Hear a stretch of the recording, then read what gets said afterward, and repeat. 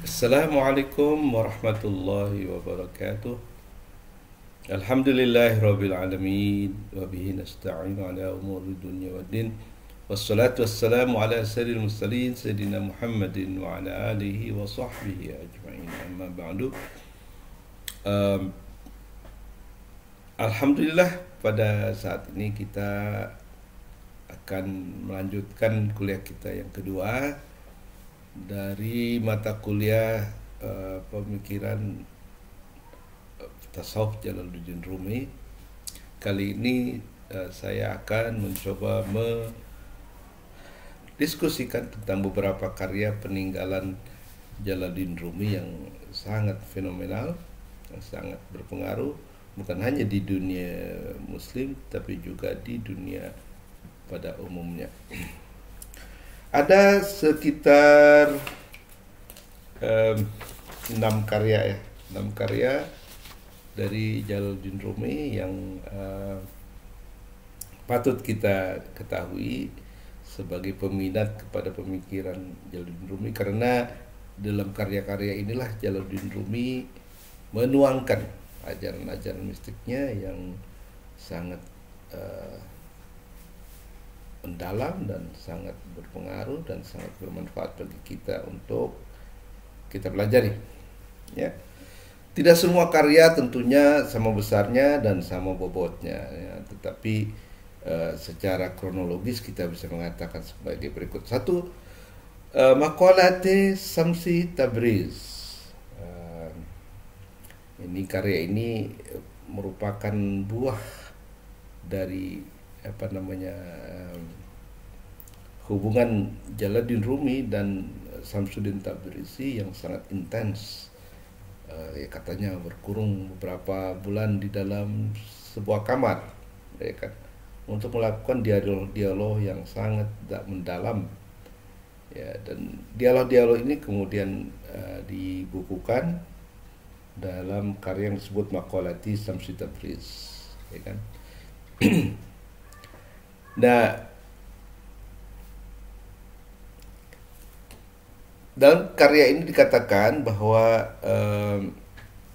Samsuddin Tabriz karena waktu yang tidak terlalu lama sebenarnya berhubungan dengan Jalaluddin Rumi hanya memberikan sedikit cahaya kepada Jalaluddin Rumi, tetapi pengaruhnya sangat mendalam dalam karya-karya Jalaluddin Rumi. Seperti kali itu tuh, walaupun kecil tetapi itu sangat penting sekali. Yang kedua, karya yang lebih besar lagi yang mengandung 2600 OD atau qasidah, syair pujaan yang dituliskan oleh Jalaluddin Rumi untuk gurunya, ya, dan ini merupakan koleksi, ya, diwan itu koleksi dari OD atau qasidah syair-syair pujaan kepada gurunya yang sangat dicintai. Nah, terutama ketika kita tahu bahwa Samsuddin Tabrizi setelah beberapa bulan, beberapa saatlah dengan Jalaluddin Rumi melakukan komunikasi sangat intens, di mana Jalaluddin Rumi kemudian meninggalkan murid-muridnya. Maka ketika muridnya marah, Samsuddin Tabrizi merasa dia harus pergi, dan karena itu maka dia pergi untuk beberapa bulan, sehingga Jalaluddin Rumi merasa sangat kehilangan gurunya tersebut. Nah, pada saat-saat perpisahan inilah maka Jalaluddin Rumi menyusun karya-karya syair yang sangat indah, ya, sangat emosional, sangat indah, dibanding bahkan dengan Masnawi sendiri, ya, syair-syair cinta kepada gurunya tersebut, ya. Dan yang paling istimewa adalah bahwa hampir di setiap ujung baitnya, ya, dia menyinggung kata syams, ya, yang bisa diartikan merujuk kepada Syamsuddin Tabrizi, ya kan, tapi juga bisa dikatakan merujuk kepada kebenaran ilahi, ya. Syams artinya matahari, dan matahari menunjukkan pada kebenaran sejati dari Allah Subhanahu wa taala. Ya.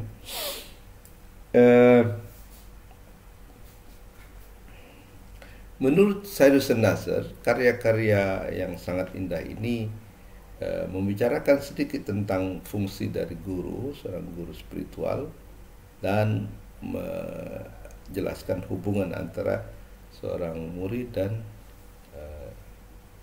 seorang guru. Ya.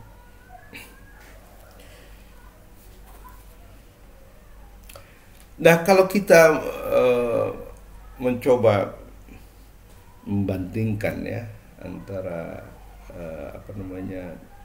Diwani Syamsi Tabriz ini dengan Masnawi, maka kita akan melihat Diwani Syamsi Tabriz ini sangat meletup-letup ya, sangat sensitif dan memuat rasa cinta yang mendalam, ya kan? Nah, karya berikutnya yang justru lebih lebih berpengaruh dan di mana Jalaluddin Rumi mengungkapkan ajaran-ajarannya adalah yang disebut Masnawi al-Ma'nawi ya. Kalau Diwani Syamsi Tabriz disebut sebagai ghazal ya, syair pujaan atau qasidah. Masnawi ini adalah satu jenis puisi ya, yaitu disebut kaplet ya, jadi pasang-pasangan gitu.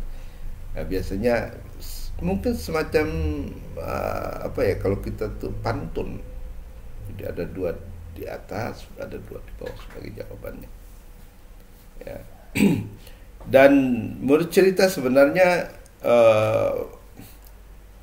orang yang atau seorang sufi yang telah menulis Masnawi itu ada dua ya, yang sangat mempengaruhi Jalaluddin Rumi, dan bahkan Jalaluddin Rumi menganggapnya sebagai guru. Satu adalah Hakim Sana'i yang karyanya berjudul Al-Hadiqatul Haqiqah ya, ditulis dalam bentuk Masnawi, dan juga kemudian Fariduddin Attar dalam bukunya Mantiqut Thair. Nah, ini Mantiqut Thair itu cerita tentang perjalanan spiritual burung-burung menuju rajanya yang disebut Simurgh. Ya kan? Tapi yang menarik adalah bahwa Fariduddin Attar menulis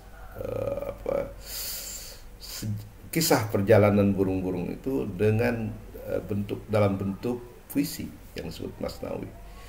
Nah, dulu katanya sebelum Jalaluddin Rumi menulis Masnawi, maka Masnawi dari Hakim Sana'i dan juga Farid Attar lah yang kemudian digunakan sebagai nyanyian ya dalam tarekatnya itu.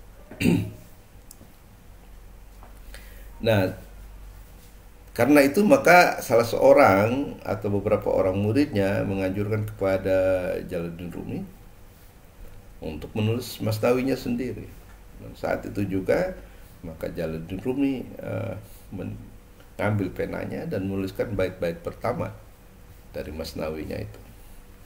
Adapun bait-bait berikutnya dikatakan adalah merupakan ekspresi spontan dari Jalaluddin Rumi ketika dia mendapatkan katakanlah ilham dari Allah Subhanahu wa taala, dan kemudian murid-muridnya lah yang sebenarnya mencatat syair-syairnya tersebut, dihafal dan dicatat. Jadi bukan Jalaluddin Rumi sendiri yang menulis ya, terutama yang menulisnya itulah Husamuddin ya, khalifahnya. Jadi dikatakan bahwa setelah kehilangan gurunya Syamsuddin Tabriz, maka Jalaluddin Rumi tidak bisa bersendirian. Dia harus mengambil seseorang ya sebagai ganti daripada gurunya itu. Jadi semacam objek ya, kalau kita mau menyatakan cinta ya harus dinyatakan kepada seseorang. Maka pertama adalah Salahuddin Zarqub, dan setelah Salahuddin Zarqub meninggal atau berhenti digantikan dengan Husamuddin. Dan Husamuddin inilah yang mungkin paling banyak atau kalau tidak seluruh mencatat seluruh Masnawi yang diutarakan oleh Jalaluddin Rumi ya. Nah, kalau kita bandingkan antara Masnawi dan Diwani Syamsi Tabriz, dikatakan bahwa Diwani Syamsi Tabriz ini menurut Nicholson ya, adalah apa, sangat apa, kalau gambar meletup-letup ya, sangat apa ya, sensitif dan emosional begitu. Nah, Masnawi digambarkan oleh Nicholson sebagai sungai yang besar, dalam dan tenang, tetapi mengalir kepada daratan yang luas yang bermacam-macam konturnya.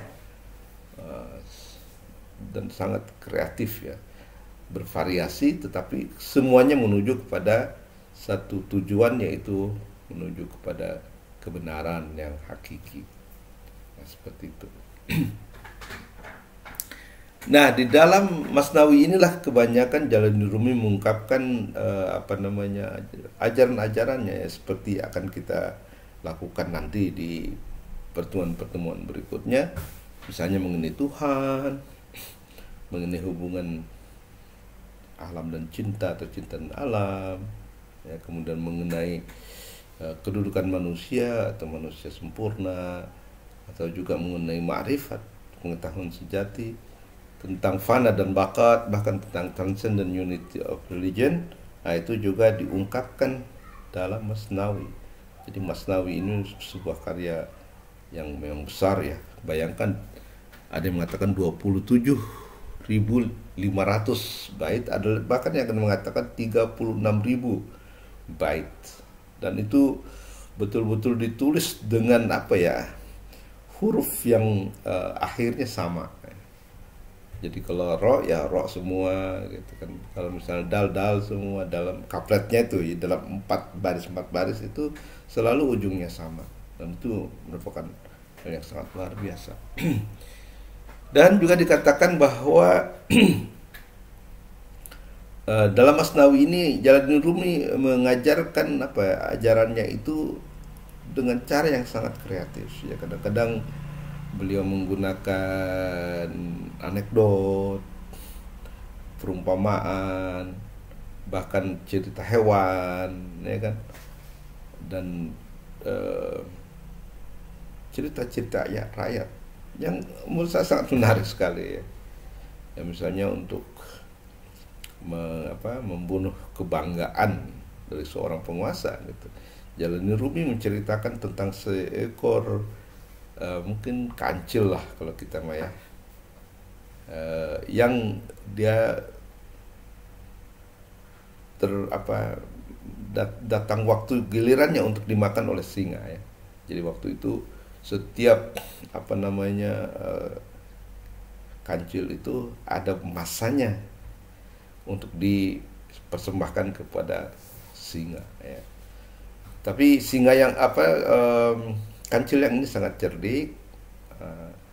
Dijanjikan dia datang jam 10 untuk disantap oleh singa, tetapi dia lambat sampai mungkin hampir 2 jam. Ketika datang dikatakan, kenapa kamu terlambat? Ya kan? Terus si kancil menjawab, itu karena waktu saya datang ke sini ada singa yang mengatakan bahwa kamu itu masih payah. Saya bisa mengalahkan Tuan Raja katanya. Oh iya betul. Di mana katanya sekarang sang singa itu? Ada tuh di sana. Nanti saya tunjukkan. Terus kata singa, ayo mari kita temui dia. Nah begitu dia sampai sana, ditunjukkanlah sumur yang kosong gitu kan. Nah terus kata singa, mana yang musuh saya itu? Coba lihatlah katanya ke sana, ke dalam sumur itu. Oh, terlihatlah singa di dalamnya ya kan. Maka dia mulai mengaum. Ternyata diikuti oleh yang di bawahnya itu. Maka kemudian dia merasa sangat kesal, maka dia terkam, keceburlah dia ke sumur. Itu adalah bagaimana kecerdasan untuk bisa membunuh kebanggaan seorang raja. Macam itu. Jadi banyak cerita-cerita yang lucu-lucu. Bahkan ada seorang sahabat katanya, di mana dia bersahabat dengan serigala ya, kalau nggak salah serigala. Kemana saja serigala itu berjalan, maka dia selalu mengawasi. Satu waktu serigala sangat kepayahan, sangat kecapean, maka dia beristirahat di bawah pohon yang rindang. Nah, tugas si teman itu adalah menjaga ketenangan itu. Nah, tiba-tiba ada seekor lalat hinggap di hidungnya, hidung serigala. Nah, karena dia dikatakan harus menjaga dia, maka diambillah sebatang kayu untuk mengusir lalat di hidungnya itu kan. Maka kemudian lalatnya terbang, yang terpukul adalah hidungnya. Maka kagetlah dan marahlah dia. Jadi artinya begini ya, walaupun kita ingin menolong, tapi kita juga harus tahu caranya menolong bagaimana. Kalau tidak, maka kemudian yang terjadi adalah malah sebaliknya, bencana, ya kan? Seperti itu. Nah, itu sebagai ilustrasi saja bagaimana Jalaluddin Rumi mengajarkan kepada kita ajaran-ajarannya itu. Dan itu semua ada di dalam Masnawi. Ya. Banyak lagi cerita-cerita, bahkan saya ada membeli satu buku di mana dia dikumpulkan cerita-cerita tersebut. Ya kan? Nah, Masnawi ini dikatakan oleh para pengikutnya sebagai penyimbang makna batin Al-Quran, ya kan? Bahkan oleh Abdurrahman Jami disebut Quran dalam bahasa Persia. Nah, ini menarik. Bagaimana orang bisa mengatakan bahwa Masnawi itu Al-Quran dalam bahasa Persia? Itu kan tulisan Jalaluddin Rumi. Kenapa disebut Quran? Sedang Quran adalah wahyu. Nah, sangat menarik sebenarnya bahwa Masnawi itu tidak ditulis tangan oleh Jalaluddin Rumi. Dia direkam oleh murid-muridnya ketika Jalaluddin Rumi melakukan menyampaikan puisinya yang datang seketika, ya, seperti ketika dia menerima ilham dari Allah, maka itu seperti cahaya yang dipantulkan langsung oleh sebuah cermin, ya. Jadi hati Jalaluddin Rumi itu seperti cermin. Begitu dia mendapatkan ilham dari Allah, maka diungkapkanlah dalam bahasa-bahasa yang sangat indah dalam bentuk koplet atau Masnawi. Jadi Masnawi itu bukan tulisan dia lah sebenarnya, bukan renungan. Kalau kita menulis puisi kan diulang lagi, ini tidak, dia spontan saja sebenarnya. Jadi tidak ada masa bagi Jalaluddin Rumi untuk merasionalisasikan. Itulah seperti cahaya yang jatuh ke atas sebuah cermin dan kemudian terpantul. Oleh karena itu maka ketika ditanya oleh anaknya itu Sultan Walad, apakah Masnawi itu boleh dikatakan sebagai Al-Quran dalam bahasa Persia? Apakah itu bukan sebuah tafsir kepada Al-Quran? Nah, Jalaluddin Rumi waktu itu menjawab, adakah dalam Masnawi yang bukan kata-kata Allah? Nah, di sini kita baru mengerti bahwa Masnawi itu sebenarnya ya merupakan ilham dari Allah. Jadi bukan tulisan dia sendiri. Dan dalam bidang tasawuf itu tidak itu tidak aneh gitu, seperti dekat juga dialami oleh Ibnu Arabi. Ibnu Arabi dalam kitab Al-Futuhatul Makkiyah mengatakan bahwa ini bukan karya saya, tapi ini adalah diilhami oleh Allah. Jadi Allah seperti memerintahkan kepada saya untuk menuliskan apa yang saya terima pada saat. Nah, disinilah keistimewaan dari karya-karya mistik, karya-karya tasawuf seperti itu. Ya, jadi harus ingat bahwa hati bukan akal, ya, hati itu mampu untuk mencerap ilham dari Allah secara spontan dan diungkapkan dalam bahasa yang sangat luar biasa indah. Ya. Nah, dengan demikian maka kita bisa mengerti sekarang mengapa Abdurrahman Al-Jami yang mungkin hidup satu abad setelahnya mengatakan bahwa Masnawi itu adalah Al-Quran dalam bahasa Persia. Ya, nanti kita akan kembali ke Masnawi ketika kita menjelaskan ajaran Rumi, ya kan? Itu sangat indah sekali, ya. Nah, karena pada saat ini kita hanya berbicara tentang karya-karyanya, maka mari kita lanjutkan ya pembicaraan kita kepada karya-karya yang lain. Nanti dari waktu ke waktu pada saatnya kita juga akan kembali kepada Masnawi ketika kita menjelaskan secara rinci ajaran-ajaran tasawuf Jalaluddin Rumi.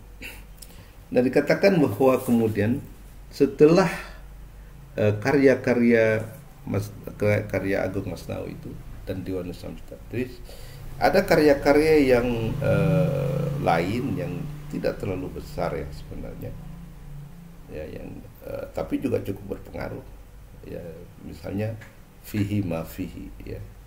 Fihi ma fihi ini kalau terjemahkan agak susah ya, di dalamnya apa yang ada dalamnya. Nah, tetapi kalau Arbery itu menerjemahkan Discourse of Rumi, jadi kuliah-kuliah Jalaluddin Rumi lah, seperti itu. Ini adalah salah satu karya yang merupakan apa ya, prosa, dalam bentuk prosa gitu. Yang lainnya kebanyakan dalam bahasa puisi ya. Ini bahasa prosa karena ini sebenarnya merupakan apa ya, ceramah-ceramah Jalaluddin Rumi kepada murid-muridnya gitu, yang kemudian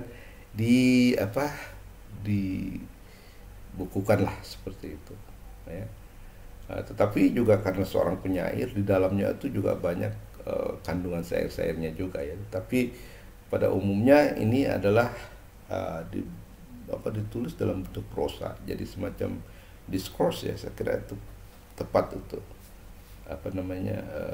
terjemahan daripada Arbery tersebut ya kan. Jadi kalau kita ingin mengetahui ajaran Jalaluddin Rumi dalam bentuk prosa, ya fihi ma fihi itulah yang sebenarnya kita dapatkan di sana ya. Nah, buku Fihi ma Fihi ini diterjemahkan oleh banyak orang. Setidaknya saya ada 2 versi ya yang saya terima atau saya dapatkan, baik dalam bahasa Inggris maupun dalam bahasa Indonesia. Nah, jadi sudah ada beberapa orang yang menerjemahkan Fihi ma Fihi itu selain daripada Arbery ya. Untuk selanjutnya kemudian ya kita harus merujuk kepada bukunya sendiri ya. Sudah ada kok dalam bahasa Indonesia ya. Bisa judulnya lupa apa dalam bahasa Indonesianya ya. Tapi kalau dalam bahasa Inggris itu The Discourse of Rumi. Jadi merupakan ceramah-ceramah yang disampaikan kepada muridnya yang memang sangat membutuhkan penjelasan-penjelasannya ya. Yang lain adalah yang keberapa? Yang kelima itu rubaiyat. Rubaiyat itu kuatren ya disebutnya, kuatren. Dan semua rubaiyat yang sangat terkenal itu adalah rubaiyat Umar Khayyam. Ya, Umar Khayyam. Dan itu Umar Khayyam itu rubaiyatnya diterjemahkan ke dalam bahasa Inggris sudah pada abad ke berapa? 16 ya kalau nggak salah. Jadi rubaiyat itu juga suatu bentuk syair ya, yang terkenal gitu. Nah, Jalaluddin Rumi rupanya tidak mau kalah juga ya. Jadi selain Masnawi dan Ghazal, dia juga menulis rubaiyat. Tapi rubaiyat ini tidak terlalu besar lah, mungkin sekitar 1.500 bait. Ya cukup besar juga sih sebenarnya ya. Tetapi dibanding dengan misalnya Masnawi yang 36.000 bait, ya rubaiyat ini tidak terlalu besar lah. Saya belakangan ini juga telah mendapatkan buku yang sebenarnya menerjemahkan rubaiyat Jalaluddin Rumi ini. Sangat menarik, sangat inspiratif dan sangat indah ya tentunya. Ya. Jadi rubaiyat ini populer sebenarnya ya, terutama dalam bahasa Parsi ya. Jadi ingat rubaiyat, ingat Umar Khayyam. Padahal Umar Khayyam ini sebenarnya ahli geometri ya kan, tapi orang dulu ya seperti itu. Dia juga ahli matematik tapi juga dia adalah penyair. Seperti Jalaluddin Rumi juga ya, dia juga seorang teolog, dia juga seorang filosof, tapi kemudian ketika berkenalan dengan Syamsul Tabriz, dia tiba-tiba menjadi seorang penyair ya. Kata anaknya Sultan Walad, ketika dia kehilangan gurunya itu, maka dia setiap saat dia mendengar nyanyian, dia kemudian menari dan seterusnya, dan tidak berhenti menari. Dan itulah sebenarnya cikal bakal dari tarekat Maulawiyah yang nanti akan kita bahas pada masa-masa berikutnya, ya kan.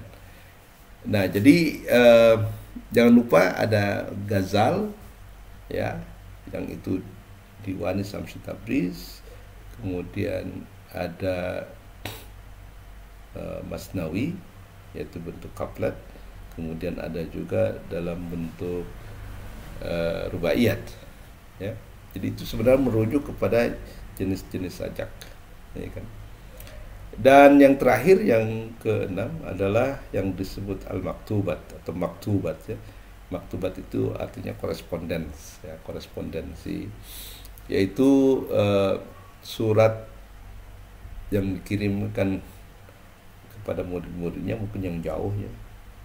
Kemudian juga surat yang diterima dari murid-muridnya dan jawaban terhadap surat-surat tersebut. Jadi itu dibukukan dalam sebuah karya yang disebut maktubat, korespondens.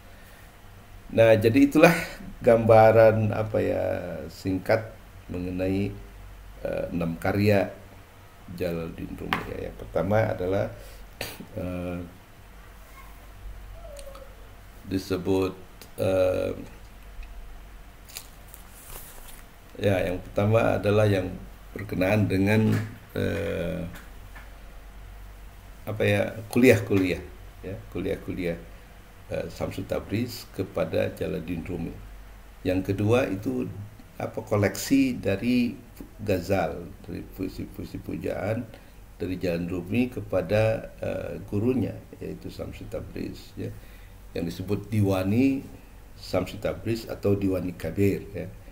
Artinya Diwani Kabir itu great collection, ya, yang berisi ode atau ghazal, yaitu 2500 bait. Ya, kemudian yang ketiga adalah Masnawi Al-Ma'nawi, sebuah karya luar biasa yang sangat dalam, sangat luas, dan disitulah Jalaluddin Rumi banyak memformulasikan ajaran-ajarannya. Yang kemudian yang ketiga adalah fihi ma fihi, ya.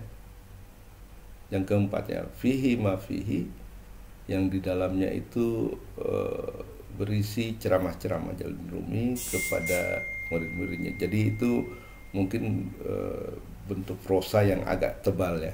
Itu kira-kira 200 sampai 300 halaman, ya kan. Dan yang kemudian kelima adalah yang disebut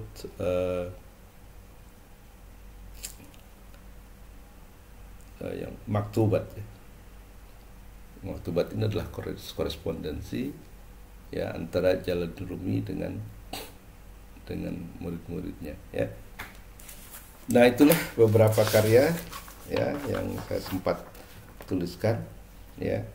Jadi secara singkat saya akan kemukakan. Satu adalah mengenai Maqalati Syamsi Tabriz, ya. Yang kedua Diwani Syamsi Tabriz, yang ketiga Masnawi Al-Ma'nawi, yang keempat Rubaiyat, yang kelima Fihi Ma Fihi, dan yang keenam adalah Al-Maktubat. Nah, karya-karya Jalaluddin Rumi ini mempunyai pengaruh yang sangat besar sekali, ya, terutama setelah beliau menyebarkannya melalui tarekatnya yang disebut Maulawiyah, ya. Nanti kita akan jelaskan pada minggu depan serba hal ihwal mengenai tarekat Maulawiyah ini. Tetapi melalui tarekat ini yang berkembang pesat, ya, dari mulai dia meninggal kemudian menyebar ke daerah-daerah negara-negara sekitarnya, Syria, Mesir, ya, dari Turki dan sebagainya. Nah, karya-karya ini kemudian banyak diterjemahkan ya ke dalam berbagai bahasa sebenarnya. Bahasa Jerman juga katanya, dikatakan bahwa Hegel kalau tidak salah itu pernah membaca terjemahan Masnawi dalam bahasa Jerman. Sehingga Hegel itu punya apa ya, mungkin ajaran monismenya justru merupakan pengaruh daripada Jalaluddin Rumi. Ya, kemudian ya, juga terjemahannya ke dalam bahasa Inggris ya sudah banyak sih sebenarnya, tapi yang menurut saya agak komplit adalah terjemahan Nicholson ya, Reinhold Nicholson, yang menerjemahkan ke 6 jilid ya. Saya punya versi terjemahan Nicholson tersebut, yang itu digunakan oleh saya untuk menulis tentang apa namanya skripsi saya waktu itu, kan. Kemudian ada lagi terjemahan saya lupa namanya, Jawa Daud apa siapa, ada menerjemahkan dalam bahasa yang lebih modern ya, jadi tidak terlalu arkaik gitu, agak populer gitu. Dan saya juga sudah mempunyai buku itu 3 jilid ya, untuk merangkum 6 jilid Jalaluddin Rumi. Itu lebih bahasanya lebih populer ini kan. Tapi yang mungkin perlu diketahui juga bahwa di Indonesia sudah ada terjemahan Masnawi itu, tapi belum ada yang lengkap ya. Misalnya Abdul Hadi WM itu menerjemahkan mungkin 1-2 jilid saja. Kemudian Anand Krishna saya tahu waktu itu dia juga menerjemahkan Masnawi ke dalam bahasa Indonesia. Tetapi satu informasi yang mungkin perlu Anda ketahui, bahwa seorang profesor dari Istak yang namanya Muhammad Ajmal Alidrus, dia sudah menerjemahkan Masnawi keseluruhannya ke dalam bahasa Melayu ya. Yang menarik adalah bahwa terjemahannya ini tidak menggunakan bahasa Eropa ya, tapi seutuhnya dia coba dengan menggunakan bahasa Melayu yang dia ambil ya dari berbagai negara ya, dari Indonesia, dari Malaysia, dari Brunei, Singapura dan sebagainya, sehingga terjemahannya itu memang boleh dikatakan murni lah ya, murni bahasa Melayu. Nah, di Indonesia sendiri Jalaluddin Rumi ini sudah dikenal, tetapi banyaknya melalui melalui terjemahannya. Saya ingat Danarto dengan Abdul Hadi WM pernah menerjemahkan bagian-bagian dari puisi-puisi Rumi ya. Hanya saja kalau menurut saya terjemahan dari puisi-puisi Rumi ini kalau tidak dibekali oleh pemahaman terhadap ajaran-ajaran Rumi yang secara sistematis ya, orientasi filosofisnya, orientasi teologinya gitu, maka ada kemungkinan bahwa menafsirkan sendiri syair-syair Rumi itu bisa menyesatkan. Oleh karena itu maka waktu itu tahun 82 ya, saya terdorong untuk menulis tentang ajaran-ajaran Rumi secara lebih sistematis di dalam skripsi saya yang berjudul Berlian dari Negeri Rum. Nah, ketika ini saya tujukan kepada Pustaka Jaya, buku ini kemudian pas skripsi itu kemudian ditawarkan untuk jadi buku, maka muncullah buku seperti ini ya, Renungan Mistik Jalaluddin Rumi yang terbit tahun 86. Sebuah upaya dari saya untuk memberikan semacam orientasi teologis, filosofis dan mistik Jalaluddin Rumi, sehingga ketika kita memahami itu, insya Allah kita tidak akan sesat di dalam menafsirkan sendiri syair-syair Jalaluddin Rumi yang memang sangat mendalam dan tidak bisa kita tafsirkan secara liar saja gitu, tanpa mendistorsi makna yang sesungguhnya oleh Jalaluddin Rumi dituju ya. Meskipun begitu ya, tentu saja saya tidak boleh mengklaim bahwa tafsiran saya inilah yang paling benar, tapi itu adalah suatu upaya yang menurut saya insya Allah bermanfaat ya, di dalam rangka memahami ajaran-ajaran Jalan Rumi ini ya, sehingga tidak kemudian melenceng dari apa yang sesungguhnya beliau inginkan ya. Yang insya Allah nanti seperti akan kita lihat dalam kuliah-kuliah berikutnya, saya akan menyajikan satu persatu ajaran Jalaluddin Rumi di dalam buku saya sesuai dengan apa yang ada di dalam buku saya tersebut ya. Kita akan melihat dari sini dan mudah-mudahan mata kuliah ini akan membimbing kita ke jalan yang lebih benar dalam memahami ajaran tasawuf Jalaluddin Rumi ya. Nah, saya kira itu saja mungkin yang bisa saya sampaikan untuk kali ini, dan insya Allah nanti di masa yang akan datang, itu minggu depan, saya akan berbicara mengenai secara khusus ya mengenai tarekat Maulawiyah. Nah, nanti kenapa tarekat itu dinamakan Maulawiyah ya kan, kenapa nggak Rumiyah misalnya kan, atau Jalaliyah. Nah, itu nanti akan kita diskusikan nanti bagaimana kisah pendiriannya, bagaimana kemudian perkembangannya setelah Jalaluddin Rumi meninggal ya kan, bagaimana pengaruhnya dan apa saja model zikir-zikirnya ya, apa peranan sama atau musik dan tarian di sana. Insya Allah akan kita nanti berikan pada minggu yang akan datang. Untuk saat ini saya cukupkan saja sampai di sini. Billahi taufiq wal hidayah. Wassalamualaikum warahmatullahi wabarakatuh.